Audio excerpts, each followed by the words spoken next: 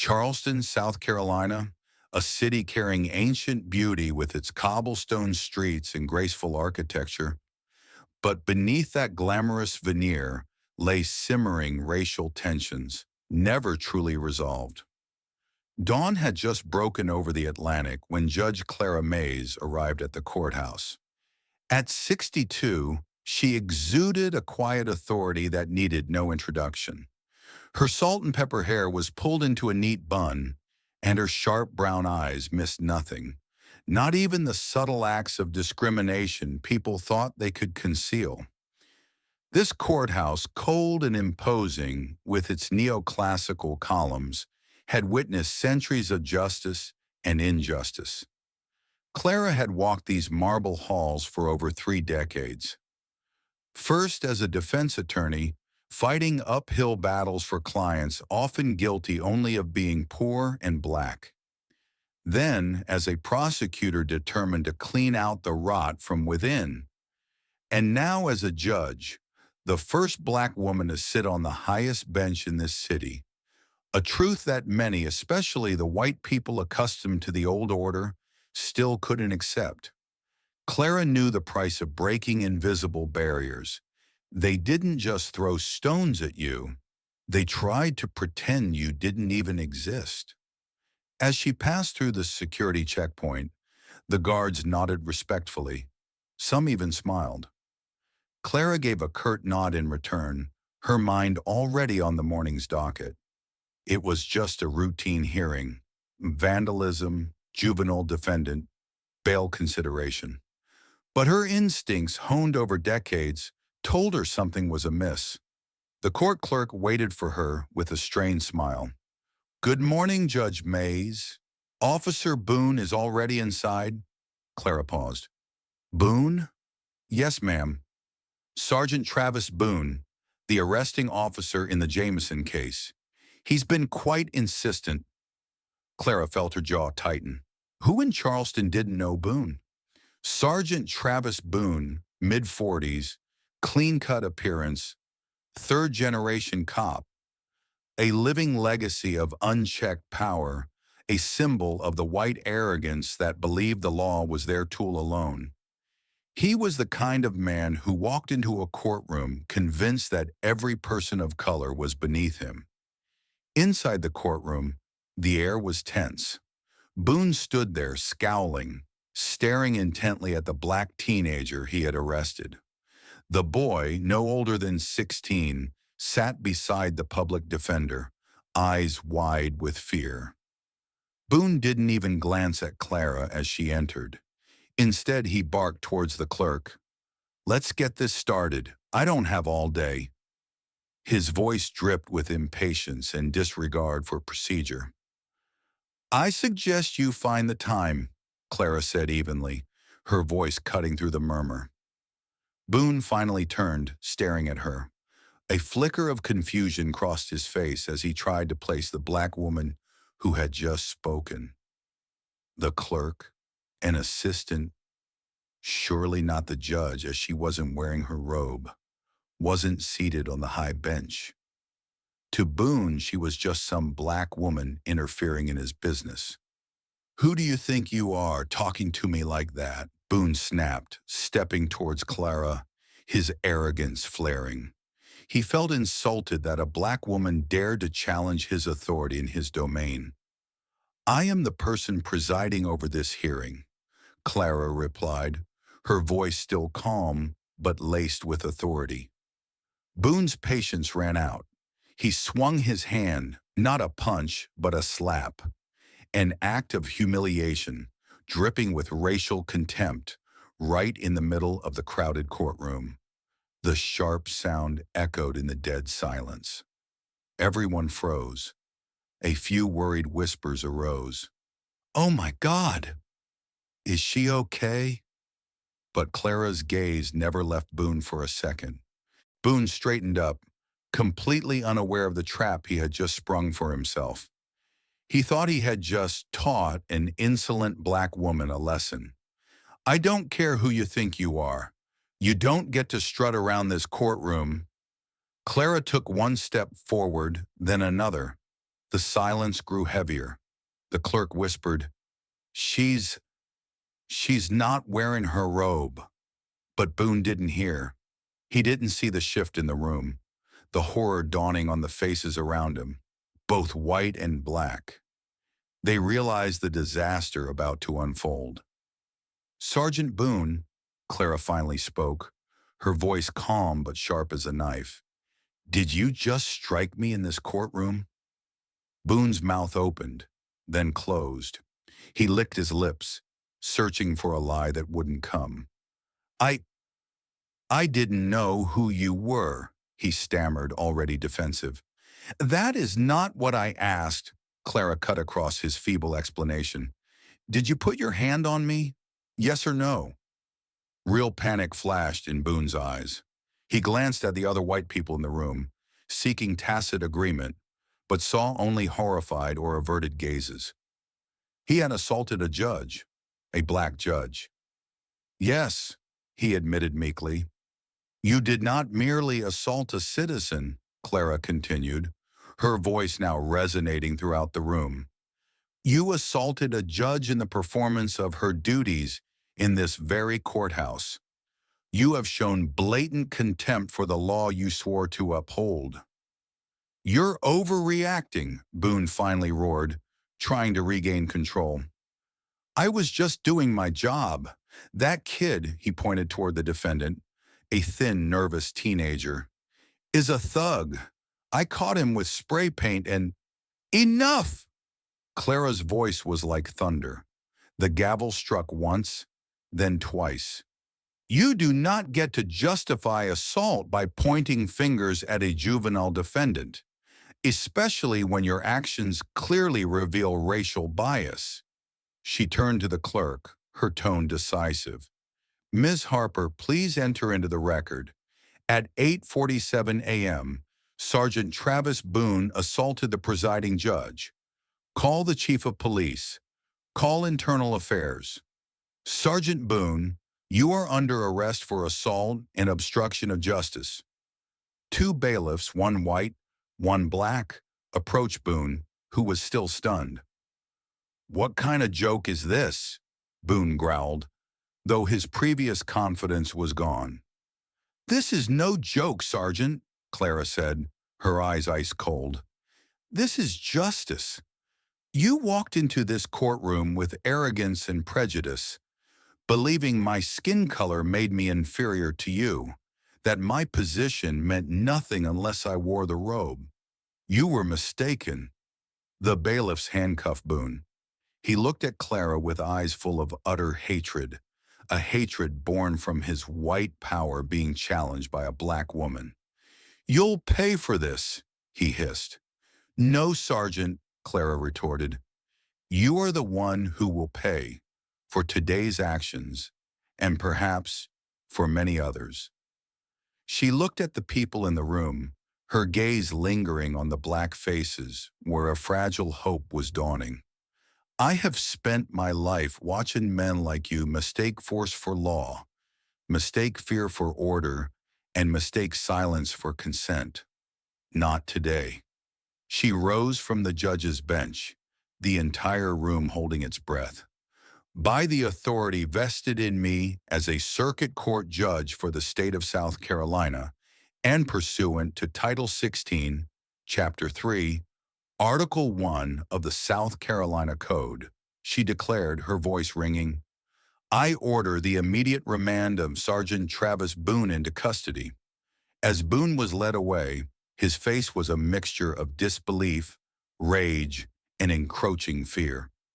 Clara remained standing, her steel-like gaze following him, unwavering. She gave him no escape, no room for denial. A voice called out from the public gallery, Your Honor. It was the prosecutor assigned to the vandalism case, an older white man, balding, his face suddenly pale. Do you wish to proceed with the docket? Clara slowly turned to him. I will decide momentarily, but first, she looked toward the defendant's lawyer. The hearing for the vandalism charge will be rescheduled for tomorrow. The arresting officer has compromised the integrity of this hearing. The defense attorney, a young black woman, nodded, relief and gratitude clear in her eyes. The teenager also let out a breath. Perhaps for the first time in this courtroom, the scales of justice seem to be tipping slightly in their favor. Outside the courtroom, the news spread like wildfire. A judge assaulted by a cop. Not just any cop, but Travis Boone, the symbol of white police power. And not just any judge, but Clara Mays, the first black woman to break that barrier. In her chambers, Clara had two voicemails, one from the chief of police's office, another from a contact at Internal Affairs, IA. She didn't listen yet. Instead, she called Carter, a trusted private investigator who had discreetly helped her for years. "Carter, it's me. It's time." A short while later, Keene, a senior IA investigator, another white woman but seemingly professional and unbiased, entered Clara's chambers. "Judge Mays, we received the notification," Keene said. "We've been watching Boone for a while. His record has always been just clean enough to avoid discipline. Too many pieces of evidence conveniently disappearing." "Convenient," Clara muttered. "That word should be a felony." "Your courtroom surveillance is already backed up," Keene confirmed. "We have audio and video of the assault, the statements, and your response. The chain of accountability is about to be tested." Clara nodded. "I want more than that. I want to know who covered for him all these years." She began listing items on a yellow legal pad. Courtroom assault, recorded, witnesses, cameras. Boone's record, 5 documented complaints in the last 7 years involving excessive force and racial discrimination. Connection, Assistant District Attorney, ADA. Ramsey's office approved dismissal of at least 2 prior complaints. Keene produced another file. "We reviewed Boone's cases. One name consistently appears alongside his, ADA Carson E. Ramsey, the very prosecutor who had handled dozens of Boone's cases, who always seemed too eager to reach deals favorable to law enforcement. The one who, Clara now recalled, she had once seen giving Boone a subtle pat on the back after particularly shaky testimony." Clara's heart pounded. This wasn't just an isolated assault. This was a network, a system built to protect men like Boone, a system that powerful white figures like Ramsey, and perhaps even those higher up, had perpetuated. Carter entered. "How bad is it?" he asked. Clara read from her list. 19 complaints involving Boone, 12 against other officers under his supervision, 4 prosecutors who refused to press charges despite strong evidence, at least 2 body cam videos gone missing. Carter's phone rang. It was Chief Nolan. "Clara," Nolan said over the phone, his voice tense. "I've got the union breathing down my neck, the mayor demanding answers, and now I hear you contacted IA directly? You're escalating this." "No, Nolan," Clara said firmly. "I'm exposing it. Exposing the rot you and others have deliberately ignored." There was silence. Then Nolan's tone shifted, sharper, less polite. "Look, you want Boone to pay, fine. He's a problem. I'll back your request for charges. But if you keep dragging commanders, prosecutors, past leadership into this, you're waging war on the entire system, a system that won't hesitate to crush a troublemaking black judge." Clara stared at the page. Keene presented another recording. "We just pulled this. It was flagged in another investigation, but buried." The first voice was Nolan's. The second, a cold female voice. "And I swear she'll never even make it to the bench. One complaint and poof, activist judge out the door." The second voice, Keene said, "We think it might be Ada Ramsey." Clara's pulse throbbed in her throat. Ramsey and Nolan conspiring to remove her. Keene produced another document, a list of recent donations to a state judicial fund. A large sum came from an entity linked to the Charleston Police Benevolent Fund, and part of that money was redirected to a legal defense fund used for Boone last year. The network was becoming clearer. By 9 a.m., the courthouse felt like a pressure cooker. Reporters loitered in the corridors. Ada Ramsey appeared with a representative from the Judicial Ethics Board, demanding Clara recuse herself from Boone's case due to personal bias. "Our concern is purely procedural," Ramsey lied, her face impassive. "I am fully aware of the statute," Clara interrupted, "which is why I am choosing to step down from Boone's arraignment. Not because I am compromised, but because I refuse to let this case be quietly diluted." She turned to the press. "But this recusal does not mean I will be silent." She placed the documents detailing the complaints and financial records on the table. "This is evidence of a pattern of abuse and cover-ups, a system often targeting Black defendants without legal representation." Ramsey turned pale. The Ethics Board representative, Mr. Parrish, stood up shakily. "I need time to process this information." "You will have it," Clara said, "but let the record reflect that I am voluntarily recusing myself to protect the process, not because I was pressured, not because I was intimidated, and not because I will be silent." She turned to the reporters, her voice resonating like a bell. "This city has protected a system of injustice for too long. This assault was merely the breaking point. It is time for accountability." Meanwhile, Boone sat in his cell, feeling the chill not just from the concrete, but from the realization that the world outside had changed. A man in an expensive suit, unidentified, visited him. "Sergeant, we represent interests deeply concerned about what Judge Mays is stirring up," the man said. "You were useful in the past, but now you're a liability. If you continue to sit here and let her control the narrative, we will not protect you." "So what do you want me to do?" Boone asked. The man smiled slightly. "Remind them who really holds the power around here. Put pressure on her. Make her back down." That night, Boone was moved. No paperwork, no explanation. He was given a burner phone, an untraceable car, and a name, Clara Mays. The mysterious man appeared again. "Just a warning, Sergeant. Don't do anything stupid." But desperation and recklessness glinted in Boone's eyes. The next morning, Clara arrived at her office early. On her desk was an unmarked envelope. Inside was a photograph of her nephew, taken secretly 2 days prior. A wordless threat. She immediately contacted the U.S. Marshal Service. "Travis Boone is behind this, or the people behind him," she told Marshal Mercer, the agent in charge. "I request protection, not just for myself, but for my family." Simultaneously, Keene provided more information. The shell company that funneled money to Boone's defense fund had surfaced in a corruption probe 3 years ago, but it was buried.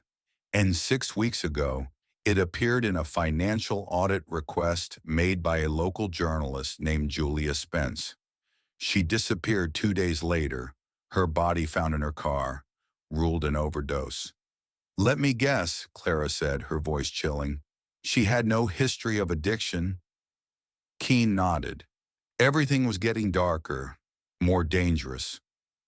Boone, now operating in the shadows, felt betrayed and enraged. He went to a deserted downtown parking garage, retrieving a duffel bag with cash and a Glock he wasn't supposed to have. He wouldn't go down easily, but before he could leave, 4 U.S. Marshals stepped out of the shadows, guns already raised. Sergeant Boone, drop the weapon. For the first time, Boone had no bluff left. No one was coming to rescue him. In the courtroom, Boone's trial began. Clara was called as a witness. She walked to the stand, calm and composed.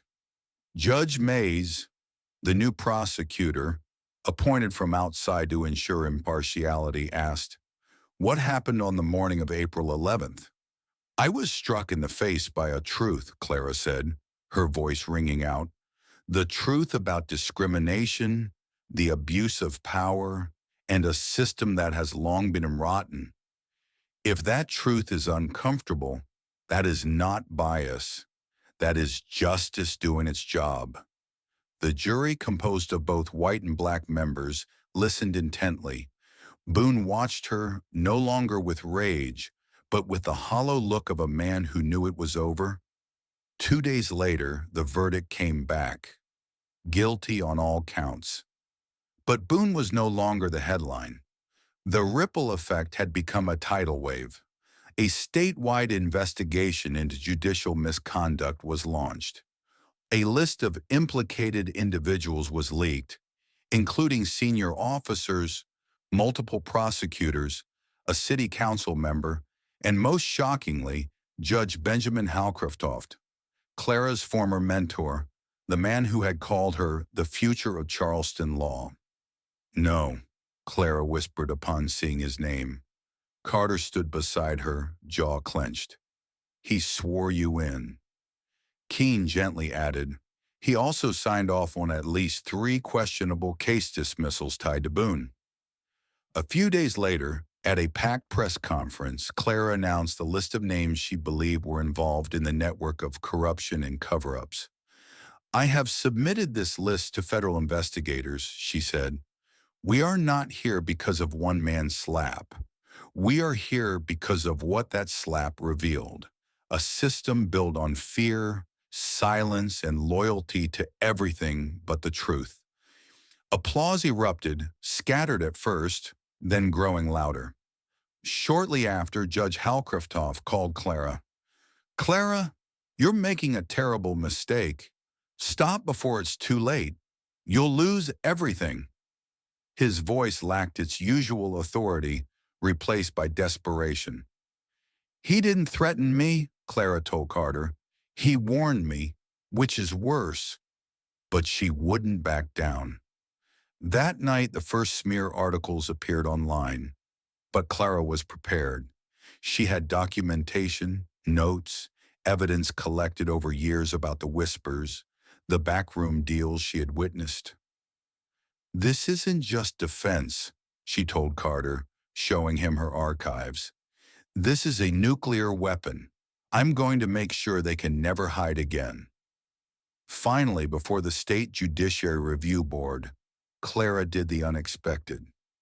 "I am submitting my resignation," she announced to a stunned room. "I believe in the law, but I also believe that institutions must be rebuilt by new hands. I lit a fire. It is not my place to stand in its glow." A board member stood. "Judge Mays, your actions have inspired a movement. You could stay and lead that change." Clara looked out the window where protesters still gathered, white and black side by side, demanding real justice. She smiled faintly. "Real change doesn't come from one individual," she said. "It comes from all of us. The fire has been lit. Now it's time for others to keep it burning." She left the building, not in defeat, but in peace. She had confronted racial discrimination and corrupt power, not with revenge, but with truth and justice. She had shown that even in a system designed to silence voices like hers, one steadfast voice could resonate, forcing a system to confront itself. Justice might be delayed, but it would not be silenced forever.